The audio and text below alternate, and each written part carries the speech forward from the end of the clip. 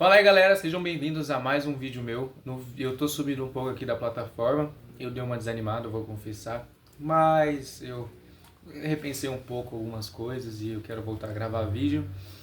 Talvez trazendo algumas perspectivas diferentes, mas o intuito é ajudar vocês, é trazer conhecimento e compartilhar o que eu aprendo nos livros que eu leio, nas coisas que eu assisto, no conteúdo que eu recebo, sintetizar isso e passar isso adiante de alguma forma ajudando alguém, ajudando a sociedade, servindo ao mundo, servindo ao próximo. E o que eu queria falar no vídeo de hoje é algo que eu tenho estudado um pouco e que faz muito sentido, que eu tirei desse livro aqui, 12 Regras para a Vida, do Dr. Jordan Peterson. E o capítulo que eu queria esmiuçar aqui com vocês hoje, conversar sobre, é o capítulo 2, a regra 2, que é cuide de si mesmo como você cuidaria de alguém sob a sua responsabilidade. Vamos lá, primeiro ponto que eu queria conversar aqui com vocês. Por que é tão difícil a gente se dar conta de que nós precisamos de determinado cuidado que a gente às vezes não oferece para nós mesmos, mas para uma pessoa distante, para um amigo próximo, ou mesmo para o seu cachorro, para o seu gato, você oferece um cuidado maior. Por exemplo, você precisa tomar um remédio, ele dá um exemplo no livro de um remédio que você precisa tomar, você não toma no horário certo, não faz a dieta certa, não se cuida do jeito que você deveria. Mas quando é para fazer algo por outra pessoa, você acaba fazendo. Quando você cuida do seu cachorro, você cuida de um parente seu que está passando por alguma dificuldade, é mais fácil você cuidar de outra pessoa do que propriamente de você.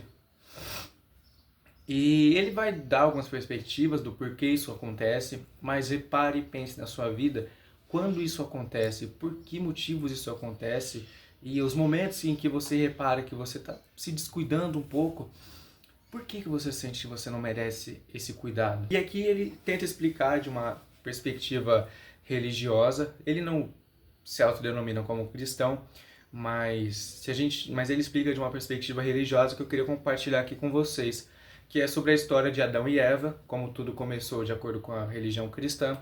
E mesmo que você não for religioso, vale a pena você se basear um pouco na religião cristã. E aqui eu vou contar um pouco da história de Adão e Eva para vocês, para exemplificar por que isso acontece, porque nós tomamos menos cuidado, que a gente não se dá o devido cuidado. Vamos lá, Adão e Eva, vamos voltar lá no início dos tempos, quando tudo começou. Como vocês sabem, eles estavam presentes no Jardim do Éden, eles podiam comer de qualquer fruto, degustar de qualquer coisa, viver uma vida perfeita, só que só não podiam comer do fruto do conhecimento do bem e do mal.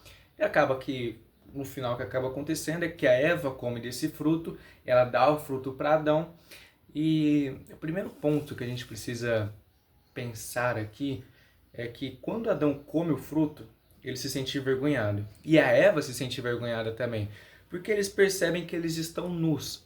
E o que isso denuncia pra gente? Que Adão e Eva não eram seres autoconscientes. O que eu quero dizer com autoconsciência? Eles não pensavam sobre eles mesmos, sobre a própria natureza. E por eles não pensarem sobre eles mesmos, eles não tinham a noção dessa impureza que é a nudez, por exemplo. Então, eles comem do fruto, acabam se tornando seres conscientes, tanto do bem e do mal quanto de si mesmos. Eles agora são seres autoconscientes. Adão se sente envergonhado, ele gostava de caminhar com Deus. E por ele gostar de caminhar com Deus, certo dia Deus volta ao jardim, procura por Adão, mesmo sabendo onde ele estava. Lógico, ele é Deus. Então, Deus procura por Adão e gentilmente chama Adão. Adão, cadê você? E aí Adão sai do arbusto, só que Adão não está igual ele estava antes. Adão está diferente. Adão se sente envergonhado de quem ele é, porque ele percebe que ele está nu. Então ele fala para Deus, pai, eu estou nu. E aí Deus fala, mas quem te disse que você está nu? Quem te falou isso? Você comeu alguma coisa que não deveria? E aí então Adão dedura a Eva dedura a serpente, cada um é condenado a seus pecados. A Eva vai sofrer em grande quantidade no parto, vai ser dependente de um homem, o Adão vai ser condenado a trabalhar e a serpente vai ficar assim as perninhas dela. Ponto interessante que a gente pode tirar daqui. Adão se sentiu envergonhado de estar na presença de Deus por se sentir nu, fruto da sua autoconsciência. A mesma coisa acontece com nós, meros mortais. por sermos autoconscientes de nós mesmos, por nos conhecermos, por sabermos a capacidade que nós temos de infligir o mal ao outro, eu já vou explicar essa parte um pouco mais para frente, e entender a própria natureza pecaminosa que existe dentro do nosso indivíduo, essa vergonha é inevitável, porque Deus é um ser puro. Você se sente envergonhado de andar com Deus, porque você entende que você é impuro, que você não é digno, porque você se conhece mais do que qualquer indivíduo no planeta Terra, não mais do que Deus. Mas mais do que qualquer um, você se conhece os próprios pecados, as próprias insuficiências, as próprias inseguranças. E isso, por você conhecer a fundo a sua natureza, você não se sente digno de estar diante da natureza divina, de estar diante de Deus.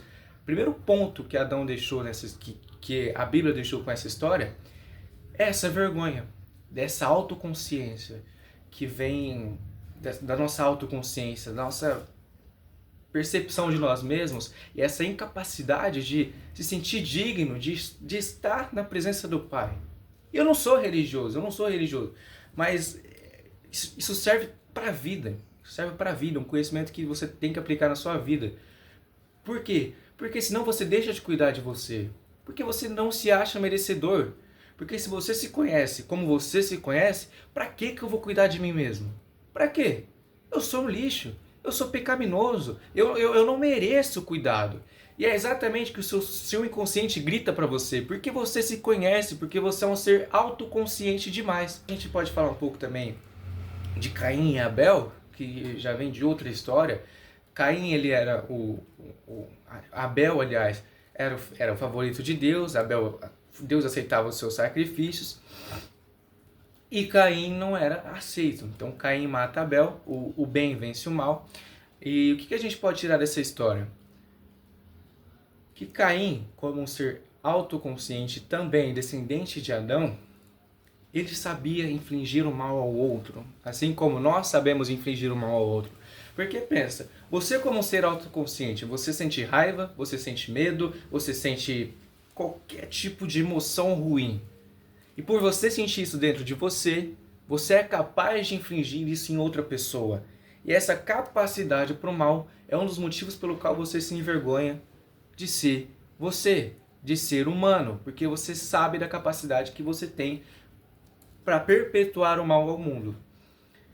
E juntando isso, essa capacidade ao mal, com a vergonha que você sente da sua autoconsciência, de não se sentir digno de andar com Deus no jardim, você acaba se auto-sabotando. Autossabotagem nada mais é do que você frear o seu desenvolvimento, porque você não se acha merecedor, porque você não se acha capaz, você não se acha digno de algo melhor para sua vida. E qual é a solução para isso? No livro, o Jordan Peterson fala de duas frases bíblicas que a gente pode conversar sobre. Primeiro, ame ao próximo como a ti mesmo. Faça ao outro o que você gostaria que fizessem a você. Uma coisa que ele fala nessa parte é que essas duas frases são como uma equação. O que isso quer dizer? Quer dizer que cuidando de você, você cuida da outra pessoa. Tanto é que na frase ame o próximo como a ti mesmo. O que isso significa? Significa que ao cuidar de você, você como uma centelha do divino, que você é também, apesar de ser um ser pecaminoso, você também pertence ao divino, existe uma centelha do divino dentro de você. Você, como a imagem e semelhança de Deus, você é capaz de infligir o mal tanto para as pessoas à sua volta, porque se você tem Deus dentro de você, a natureza também tem, as pessoas ao seu redor também têm. Então, ao infligir o mal a você, você inflige o mal às outras pessoas ao seu redor, você descuidando de você, você descuida das outras. Eu vou dar um exemplo muito simples, pesado, mas vai ser direto aqui para vocês. Uma pessoa que se mata, tirou a própria vida. As pessoas à volta dela vão viver um inferno na Terra. Vão viver um inferno na Terra, porque perderam uma pessoa que ela ama. O mal infligido, que essa pessoa infligiu a ela mesma, vai causar traumas, vai causar inseguranças, vai causar um monte de problemas nas pessoas que ficaram aqui. Só que o contrário também é verdade. Se você cuida de você, se você se ama assim, no sentido de se você se preocupa com você o suficiente para cuidar de você, cuidar da sua vida, cuidar da sua saúde, cuidar do, do seu intelecto, cuidar da sua religiosidade, cuidar de você como indivíduo, como você cuidaria de outra pessoa, você cuida das pessoas à sua volta também. Porque, como eu disse, há uma equação. Cuidando de você, você cuida das pessoas à sua volta. E a gente pode partir do princípio que isso é uma obrigatoriedade moral sua cuidar de você.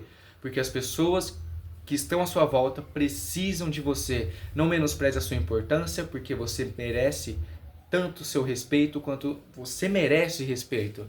O seu respeito, não o respeito das outras pessoas, mas você merece se respeitar. E as outras pessoas precisam de você. Não ache que você não é importante porque você é. E você causa um impacto direto em todo mundo que está na sua volta. Então se torna uma obrigação moral cuidar de você, como você cuidaria de uma pessoa à sua volta. Eu me empolguei um pouco aqui. Eu gosto do assunto. As pessoas me veem na escola, não imaginam que eu gosto de estudar sobre isso, mas não deixa de ser uma verdade. E por que cuidar de mim? Como que eu cuido de mim sabendo que um dos motivos é esse, porque você precisa cuidar de você para que as pessoas à sua volta também prosperem, também se sintam cuidadas, também evoluam, também partirem dessa energia boa que você faz cuidando, que você produz cuidando de si mesmo. E aí é o que e o Carl Jung, que é um dos psicólogos, eu não lembro que ele era, psicanalista, psicólogo, alguma coisa assim, Carl Jung, é famoso aí, vou deixar uma foto dele aqui. Porque Carl Jung diz, ele esmiuça dessa frase, cuide de si mesmo como você cuidaria. Não, dessa frase, ame o próximo como a ti mesmo e faça o outro que você gostaria que fizessem a você. O que ele tira dessa frase é que você deve amar o pecador.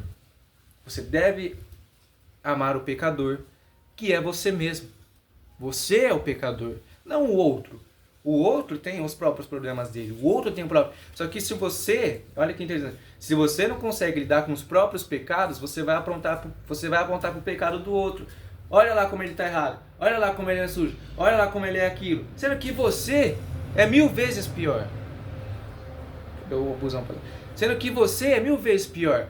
E as pessoas à sua volta estão te aturando. E Deus está te aturando, não, mas Deus te ama, apesar dos seus pecados, apesar das suas insuficiências, apesar do ser pecaminoso, da sua natureza pecaminosa que existe dentro de você.